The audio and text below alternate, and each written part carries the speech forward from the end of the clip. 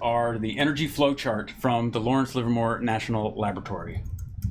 Energy flow chart. Open in new tab. This is the 2020 energy flow chart, and I want to compare it in particular with the 2019 energy flow chart. Let's see, energy. Where does it have it? Energy flow chart. Okay, so the Lawrence Livermore National Laboratory, it is a national laboratory outside of Livermore, California, which is between Sacramento and the Bay Area. And one of the things that they do every year is publish the consumption of energy by the United States of America. I'm looking for last year's energy flow chart. And somewhere they have, maybe it's under commodities, energy, there we go, energy. Select year, that would be 2019. Select country, the United States of America. 2019 United States, that's this one. So it publishes, they publish this energy flow chart every year. I'm gonna change the size of the screen capture so that I don't have to duck out of the way. I'll move it so it's about like yay. All right, so this shows where we get our energy from and what it gets used for and so forth. Okay, so this is the US energy consumption in 2019, kind of at the peak of the United States economy. I don't think it's ever been as good as it was in 2019. All right, so we can see that there are basically four main points of consumption: residential, commercial, industrial, and transportation. Industrial, transportation are roughly the same size. Commercial and residential, when you combine them together, are almost the same size as the other two. So the way that I think about it is that it's roughly a third, and a third. A third in residential and commercial buildings, a third in industrial, and a third in transportation. It's not exactly that way, but it's pretty close. The sources are, some of it goes into electricity production. So you have solar, nuclear, hydropower, wind, geothermal, and coal that goes into electricity production. Then you have other things like natural gas that goes into electricity production, as well as going directly into people's homes, where you would have like, hot water heaters, stove tops, things like that. You have a lot of natural gas that goes into industrial processes. So that's fertilizer production, cement production. You have some coal that goes into industrial processes. That's to make coke, to do the steel production. You have petroleum that goes into this. I don't know if this petroleum that goes into industrial sector, if that's related. I mean, some of it's going to be related to plastics, I suppose. I don't know how much is related to oil refining. So I don't know if they count in this graph oil refining as industrial or as transportation. So we're going to pretend. Anyway, so this could be oil refining. It could be other things that use gasoline in industrial practices. And then you have transportation, which is basically the movement of cars and things like that. You can see that there's some electric vehicles. You can see the electric vehicle part coming down here, where you produce the electricity and then it gets distributed around amongst these different things. Not very much of it goes to transportation. Quite a bit goes to other things. Aluminum production, I think, uses quite a bit of electricity. And then you have the rejected energy, which is energy that is lost simply because things are inefficient. Nothing is 100% efficient, and so this is the loss you get from efficiencies. And then the energy services is the stuff that actually is directly used. Now these are in units of quads, and fortunately, or at least it made it easy to think of these as percentages as well in 2019, because there were 100.2 quads that were used. Quads is quadrillion BTUs, which I think, so one quad is something like 10 to the 15 joules. So anyways, there's that. There's some electricity imports. This is probably from Canada. I don't think that we import electricity from Mexico, although it's possible. So they do have these flow charts for different countries. So you can look up different countries as well. Yes, so if you go back in the day, so let me open up a new one. So LLNL energy flow chart. You can go to different countries and you can go to different years. You can see, for example, how the United States energy footprint has evolved with time. Let's see if we can see, let's see what countries they have available to us. What's a good country for us to consider? Let's take a look at France, because they have really good desserts. France, and it looks like we can only do 2011 with France.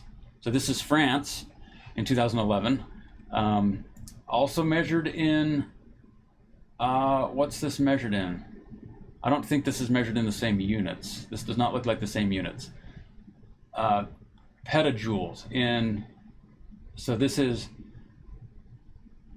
about, what, 10,000 petajoules? So this is measured in joules, apparently. All right, so where does France get its energy from? Because they have some, they do liquefaction. Interesting. So they have some petroleum. I'm surprised that they have exports. I didn't realize that France had petroleum exports. I don't know if this is stuff that's from their overseas stuff. Anyway, they have imports. Maybe they export it to, I can imagine stuff coming into France and then going to like Switzerland or something like that, exporting it. So maybe it's something like that. So they do have quite a bit of imports. You notice that the United States does not list their imports. I have biomass things. I wish that these were a bit wider so that we could see what was going on.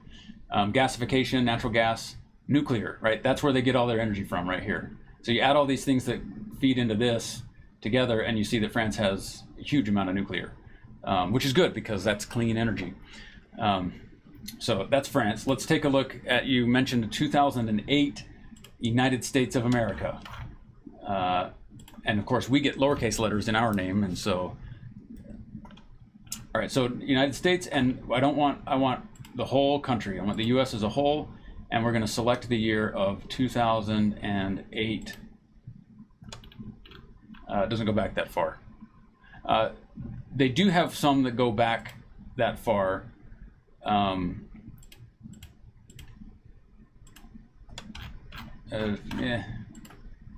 Okay, so select year. There's an archive that goes back farther than this. But if we go back to 2010, for example, we will see here is, it doesn't have the state as a whole. Let's take a look and see if it has the US as a whole in 2010. It does. Here's a 2010 energy flow chart. In this case, it's trillion BTUs, so the units have changed slightly because they've used a bit more. Coal production was a larger fraction of the electricity that was produced was from coal production. All right, let's take a look. We have a new tab. So this is the 2008 one, which is probably pretty similar to 2010. I need to go to this screen, and I need to change the display capture so that I'm getting the right thing. Like that. And there's something wrong. Oh, I'm showing off some of my office that I didn't mean to show off. Okay, so this is the 2008 version. All right, so you can see that a lot of coal was going in here. This is before fracking, right? So we didn't, there's hardly any solar, there's some hydro and wind and stuff like that. This is before fracking, and so natural gas was more expensive at the time, and so you wouldn't produce electricity with natural gas because it was expensive to produce electricity with natural gas. So you compare that to today. This is not today. Today is, we'll go to 2019 because that was pre-pandemic.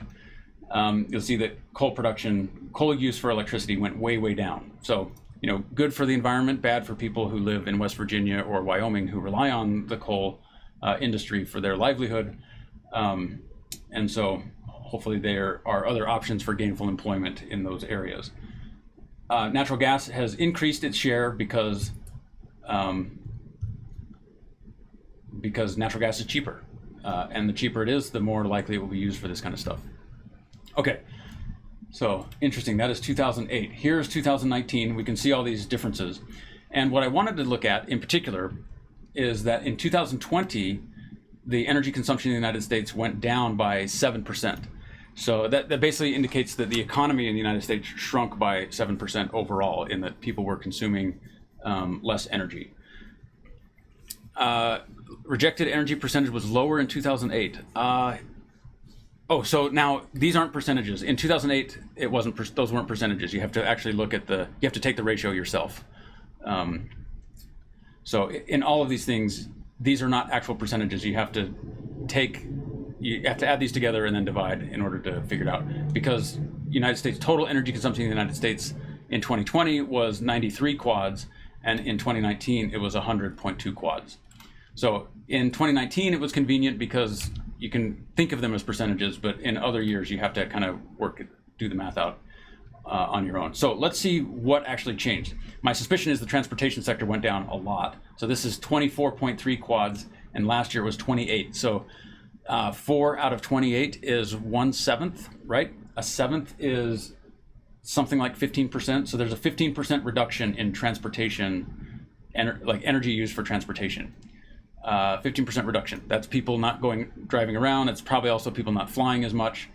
Industrial here in 2020 was 25 quads, and here it was 26 quads. So industry shrank some, but not as much. So it shrank by 1 out of 25. That's what, 4%? Is that right? 1 out of 25 is 4%? Yeah. So there's a 4% shrink in industrial output, and there was a 15% shrinkage in transportation. And then what we got? Commercial, 8.7, and here it's 9.4. So that's like a almost 10% reduction in commercial. So people aren't going into work as much anymore, and so they can keep the lights turned off. People are. My suspicion is residential may have gone up. Let us see if residential went up. Residential basically stayed the same, 11.5 versus 11.9. So residential stayed roughly the same. Commercial went down. People working from home and stuff. Industrial went down a bit, and transportation went down a lot. So that's where the biggest hit came, was in the transportation sector, which makes sense given the fact that certain whole industries related to travel kind of shut down. So in terms of like why residential energy consumption might have dropped, it could be a variety of things. One is that that's a good question. People aren't cooking as much food. I'm not sure. So we can look at the different components. This is 4.99 going in by electricity. This is 4.9. So there's actually more electricity consumption last year. So electricity consumption went up. Natural gas, 4.82. And this is 5.18. So there's more natural gas that went into it. So more electricity, more natural gas. What about 0.46? What's this green one? Biomass, 0.46. Okay, so biomass went way down, so people weren't burning as much wood. And this 0.84 for petroleum, 0.84, and 0.74. So there was a drop in diesel generator use, and there was a drop in burning wood. And what about coal? Coal probably is almost negligible. Yeah, coal's basically the same in one thing or the other. And solar, is this solar? That looks like it might be solar. That 0.11 there, and solar basically stayed the same. So it's a drop in biomass. That's weird. I wouldn't think about it. Where actually the electricity stayed roughly the same, and the natural gas went down. Natural gas went down by a little bit. So I think I may have said it wrong before. Natural gas did go down, and it went down by a bit. So why would natural gas go down? Maybe the cost of natural gas went up, and so people spent more. It may have been that people were inside during. That's a good question. Maybe people stayed in their pajamas and were wrapped in blankets because they just woke up to go to their Zoom meeting, and so they wrapped themselves in a blanket and didn't turn the heater on. It could be that. Maybe oftentimes when we leave our homes, we tend to leave things running in the background, or we often leave things running in the background. And so maybe when we're actually in our home, we realize, it's a bit hot, we can turn the temperature down or whatever. So I don't know the reasons for that, but it didn't change all that much. Residential didn't change by a huge amount. It went up by a little bit. It went down by a little bit. I need to make sure I keep these two straight. But the transportation sector, anyway, so this came out. 2020 consumption, a 7% decline in total energy consumption. I'm not convinced that this is, there were a number of people who were celebrating this as, look, the planet is winning, but I'm not convinced that's the right kind of game that we want to play, because this represents, people's livelihoods and businesses and jobs that declined, right? The energy consumption in the economy basically is a measure of the economy. And so a drop in the consumption of energy is a drop in the, people working. And The only time where this doesn't correlate with greenhouse gas emissions, so that's what people were celebrating, is like, oh, now that no one has jobs and no one's driving around anymore, although that's things have gotten better over the last year. And as a consequence, the greenhouse gas emissions have gone down. Yeah, that's true, at the expense of people's livelihood and longevity. So the trade-off would be to replace these with things that don't have a significant carbon footprint, right? So if we expand the nuclear energy, the only way really to have a robust economy and not produce greenhouse gases is to replace these energy sources with viable alternatives that you can use to heat homes, that you can use to drive cars and things like that.